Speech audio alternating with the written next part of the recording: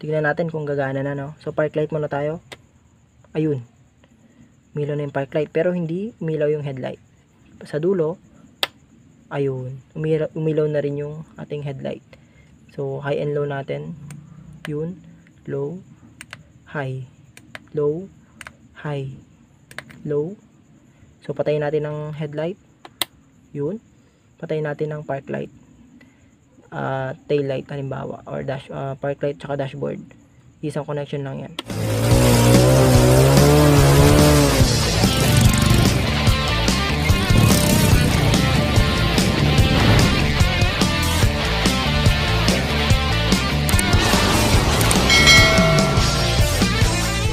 Ang topic natin ngayon ay paano nga ba tayo maglagay ng headlight switch gaya nito. Yan, so ang sample natin ng motor ngayon is Honda Wave 100. Kaparehas lang to ng mga SYM 100, Kymco, ganun. Lahat ng mga stator drive na motor. Okay, so paano nga ba tayo maglagay ng 3-way switch? Lalo, maganda to sa mga nagba-battery operated na headlight or naka full wave na motor tapos iba battery operated na headlight. Okay? So, paano nga ba tayo mag-install niyan? So, paano nga ba yung wiring connection? Okay, yun yung pag-uusapan natin ngayon. So, mabilis na review. Syempre, yung stock na nito, workflow nito is ito yung headlight bulb mo, ito yung high and low switch. Tapos, pag umandar ang motor, nagkakaroon na ng power agad yung low, depende kung saan naka-switch to. Low ng headlight or kung naiwan mong naka-high, sa high yung iilaw. Nakasabay na rin dyan yung park light, tsaka yung park light sa likod, tsaka yung mismong dashboard or yung panel. Yun yung mga magkakasama dyan. So, galing sila sa iisang supply, which is yung yellow wire na galing sa regulator at stator. Kaya mapapansin nyo pag umandar, nagbi-blink. Kapag tinaas mo yung silinyador, nag-i-stable. Okay? So, ngayon, gusto mong mag-battery operated, naka full wave na yung motor mo, gusto mong maging steady, pero syempre, kailangan mo ng switch para may patayan naman, di ba? Hindi siya diretsong naka-on na steady. Ayun, so, okay, paano nga ba? So, itindihin muna natin yung principle nito. So, yun nga, ulitin natin. Papasok ang kuryente sa main, which is yung yellow wire galing regulator stator. Dito sa main nito, sa high and low switch, papasok siya. Depende sa switching, pupunta siyang low, sa low or sa high. Ngayon, ganito. Dahil nakahalo na rin dito yung park light at dashboard, ang gagawin nyo, ganito lang. Dito sa may high and low switch mismo, pakita ko sa inyo. Dito sa may high and low switch dito, yung sa kaliwang side, yung pang high and low mo. Tignan mo yung switch sa likod. Okay. Ngayon, dito sa color coding nito, mayroon kayong sa mga Honda or SYM is blue para sa high, white sa low at yellow yung common. So itong tatlong wire na to ang makikita nyo. So syempre, ang puputulin nyo doon is yung yellow wire, ganito. So halimbawa, kakat nyo siya. So ito connected dyan ngayon, ito yun, diretso ka. Tapos lagyan natin ng cut. So putol na. Okay. Dito pa lang napaghiwalay na natin yung supply galing stator tsaka regulator papunta dun sa headlight. So patay na yan, wala na. Ang may buhay na lang dyan is yung park light at dashboard, syempre, di ba? Dahil nakahalo yan dito. So ang wala nang supply dyan is yung papuntang mga headlight bulb mo. Okay, magmula dyan. Ngayon, paano ka naman maglalagay ng switch? Ito yung headlight switch mo. Ay, ito siya. Okay, ito yan. So meron siyang off pag hindi mo ginagalaw. Ngayon, pag sinwitch mo siya, park light, dito dapat yung park light tsaka dashboard or yung panel light mo Tsaka dito naman sa dulo ay ang headlight. Okay? So, ito yung itsura niya sa likod. Mapapansin nyo. Meron siyang 6 na pin sa taas at saka sa baba. So, ito drawing ko siya mamaya. So, naka-drawing na pala. Ito yung headlight. Ito yung park light connection. So, paano nga ba mag-tap? So, ito na kunwari yon. Halimbawa, ito na yon. So, paano nga ba? Yan. So, dito, mapapansin nyo, meron tayong 6. Taas at baba. Kunwari nakaharap sa inyo yung likuran ng switch. Okay? So, para makapag-connect kayo, ganito ang gagawin natin. Siyempre, switch to. Kailangan natin ng common yung magsusupply dito sa headlight switch na to para iba to dun sa park light at headlight. Okay? Nga pala, huwag niyong kakalimutan na itong pinutol natin na to papuntang regulator stator, isakop pa niya ang park light sa likod at yung dashboard. Yun na lang yung sakop niya. Tapos ito naman responsible lang sa headlight bulb. So magkahiwalay na sila ngayon, okay? So okay na yan. Ngayon gagawin nyo, magdudugtong kayo ng wire dito. Ganyan. Doon din sa kabila. Okay? So ito na yung headlight natin, ito na yung park light at mismong dashboard. Okay? So, paano nga ba? Ganito. Ito yung headlight section, ito yung park light section. So, ang mangyayari dyan, kailangan mong supplyan to, no? Nagaling dun sa battery, kasi nag-battery operated ka nga eh. So, kung galing man sa relay, yung supply mo, or galing sa susian, ito yung pagsasamahin mo. Tak. Siyempre, 'di ba? Halimbawa, galing sa ECC 'yan. So 12 volts 'yan, 'di ba? Battery. 12 volts. Papasok ngayon dito. May standby na voltahe na 'yan pagkasusi mo ng motor mo. So meron na agad 'yan. Ngayon, dahil meron na 'yan, mag-aantay na lang yung switching ng headlight at park light kung ano yung si-switch mo. So kunwari, dito sa park light, itong connection na to, dapat to pupunta syempre dito. Kasi ito yung sakop niya, yung park light at saka dashboard. So, dito yan. Dito yung connection yan. So, gapang natin. Pasensya na kasi sa drawing ko. Ayan, dito siya. Whoop. So, magkatabi lang, di ba?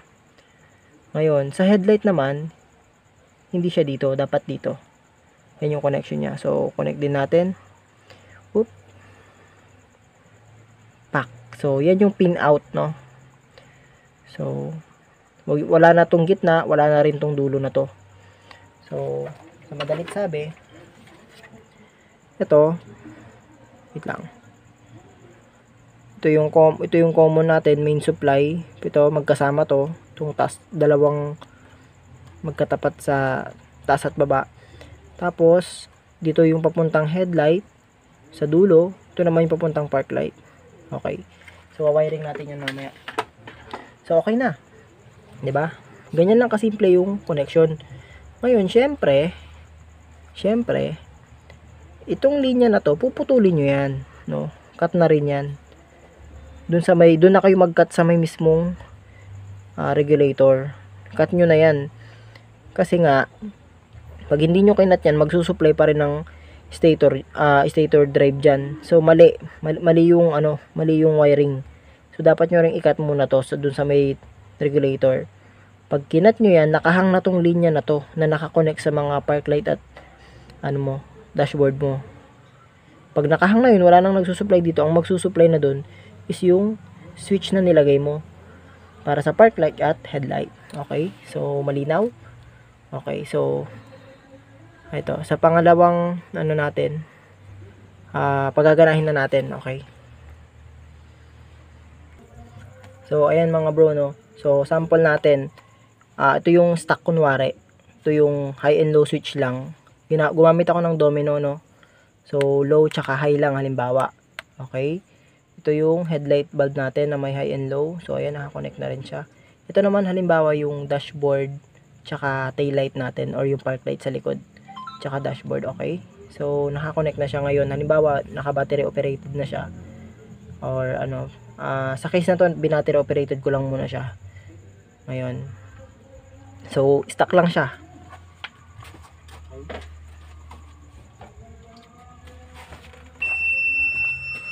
So, ayan. Natin. Yun. Kita nyo, sabay na umilaw yung park light at headlight.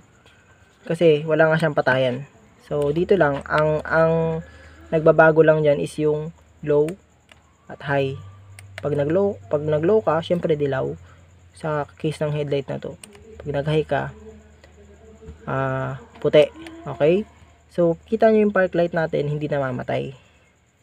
Okay? So, hindi siya namamatay. So, kailangan natin siyang ibukod. Yung sa dashboard at sa tail light. Para, ano, diba? So, paano? Ganito. So, pinatay ko muna siya. So, ito yung actual nung nasa diagram natin kanina. So, ito na yung ating wait lang.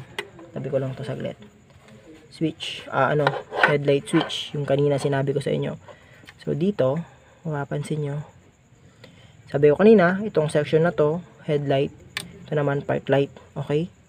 So, ang common supply ng dalawang section na yan ay ito. So, pagsamahin nyo yan. Dito pupunta yung pinaka-supply or main supply which is galing dun sa relay nyo.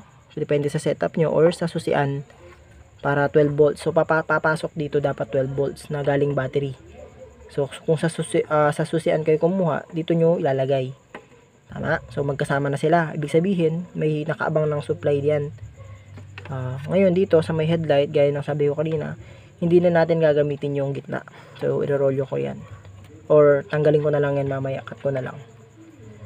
Dahil, ang output niyan, ang output nito, is ito. Dito naman, sa park light, itong gitna naman, ito yung kailangan natin. Ito naman yung di natin kailangan. So, irorolyo ko rin yan.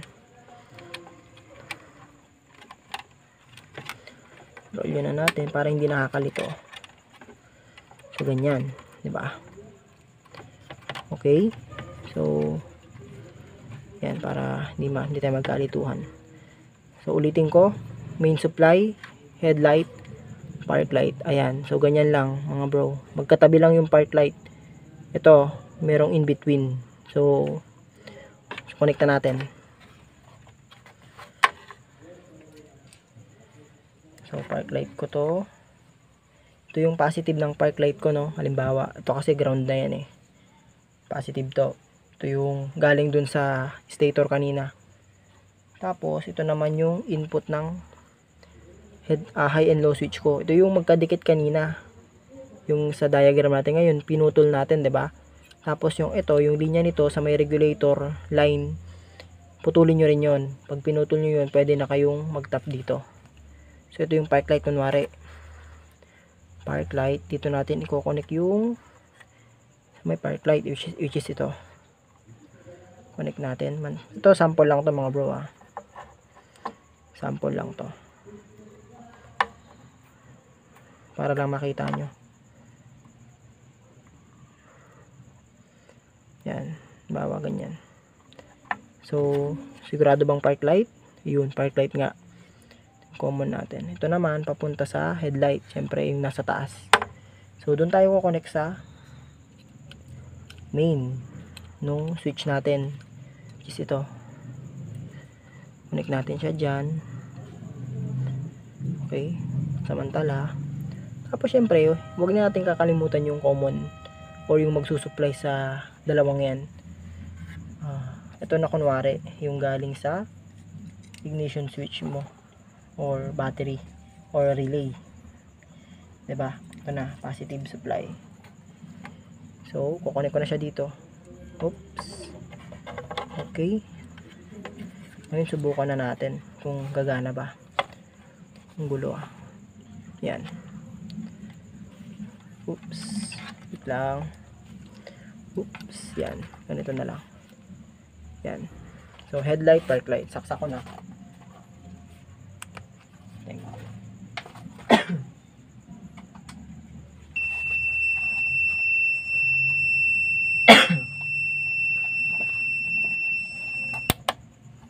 So, nakapatay halimbawa. Ngayon, tignan natin kung gagana na, no? So, park light muna tayo. Ayun. Umilaw na yung park light, pero hindi umilaw yung headlight. Sa dulo, ayun. Umilaw na rin yung ating headlight. So, high and low natin. Yun. Low. High. Low. High. Low. So, patayin natin ang headlight. Yun.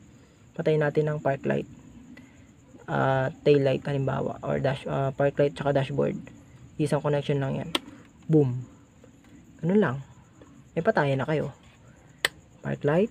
Headlight. High and low. Yun. Ayun. So, yun lang mga bro, no? Salamat sa panonood. Sana may natutunan kayo.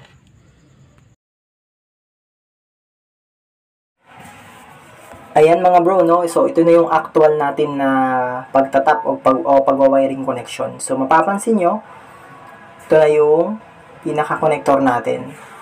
Ayan, yung kanina, yung sinasabi ko, magkasama, pinagsama ko, sinuplayan natin ng galing sa 12 volts or sa susian man or sa relay kung ano yung setup nyo. So, ito yan. Yung red wire na yan, positive supply yan galing power source ng battery. Depende sa dinaanan, kung relay or direkta sa susian. Ito naman, yung magkabilang wire naman ng bawat connector, yung papuntang park light at headlight, nilagyan ko ng kulay blue tsaka dilaw. Yung sa park light, ayan, dilaw nilagay ko. Tapos doon naman sa pa-headlight is blue-white para indication dun sa high and low, no? So, dito natin ilalagay yan. Puputulin ko ito mamaya. Itong dilaw na to, ito yung sinasabi ko. Yung dilaw, di ba? Blue sa high at white sa low. Yung yellow naman, yan yung puputulin natin.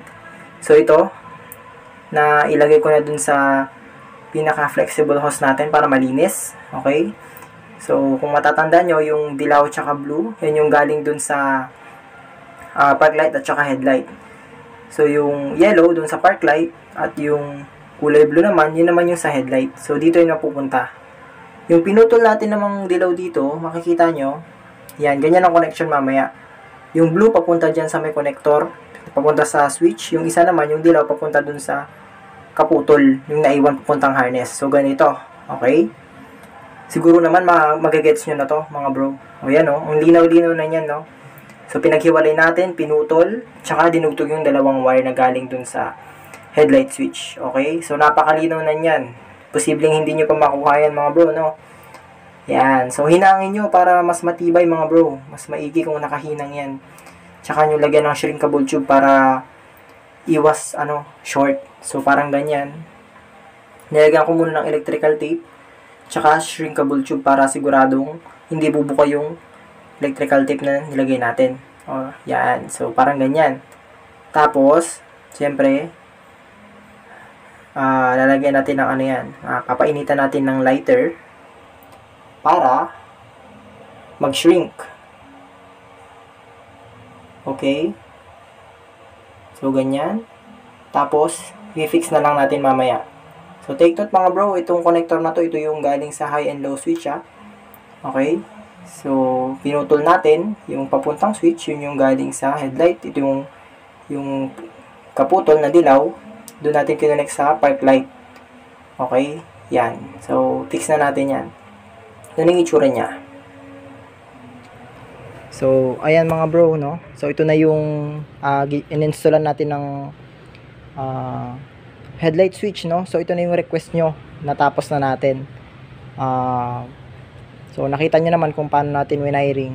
So, ito gagawin ko to ng separate video na kung paano natin nirewire to lahat. Pero hindi siya ganun ka-detailed, no? Papakita ko lang. So, dito, mapapansin nyo, titignan natin kung gagana na to. Okay? So, sabi ko nga, pag susi, ayan, naka-off pa yan. Pag susi, ayan, neutral, 12.7. Okay? So, hindi nyo masyadong makikita sa ngayon pero subukan natin kasi hiniram ko lang yung susi dun sa may-ari. Ayan, so, wait lang. Pag sinitch natin, tingnan yung pagbabago. Park light, ayun. May napansin ba kayo? Ayun, dito nyo tignan. Ito, itong part na to. Ayun, pag switch ko, ayun. May ilaw siya, no? Ayun, may ilaw yan. Ngayon, pag pinatay ko siya, balik, wala na ulit. So, park light. Tingnan nyo to. Ayun. Ilaw siya, park light. So, hindi kasi masyadong makita dahil maliwanag. So, pag park light mo, syempre, hindi dapat ilaw ang headlight. Pero, iilaw dapat ang tail light. Ayun, so may ilaw siya sa likod. Okay, no? Yan, so subukan kong patayin. Tingnan nyo maigi. Ayun, namatay. Okay, namatay. So, switch ko ulit. Ayun. So, ayun. Nakailaw na. Yan o. Nakailaw. Yan. So, after yung mag-park light, okay? Park light. Yan o. Park light. Subukan natin. Sa dulo, headlight. Ayun. So, umilaw na yung headlight niya. Diba? Pero nakailaw pa rin. Diba? Ayan. So, yun. High and low tayo. High. Puti. Low. Ayan. So, ito yung sinasabi ko sa inyo, di ba? High. Medyo mataas lang yan, pero okay lang din. So, ayan. Okay na. Na-install na natin siya. Battery operated pa. Yun. So, ito yung outcome natin. Light. Headlight. Low. High. Low. High. So, ayun. Sana magawa nyo rin mga bro, no? Salamat sa panonood.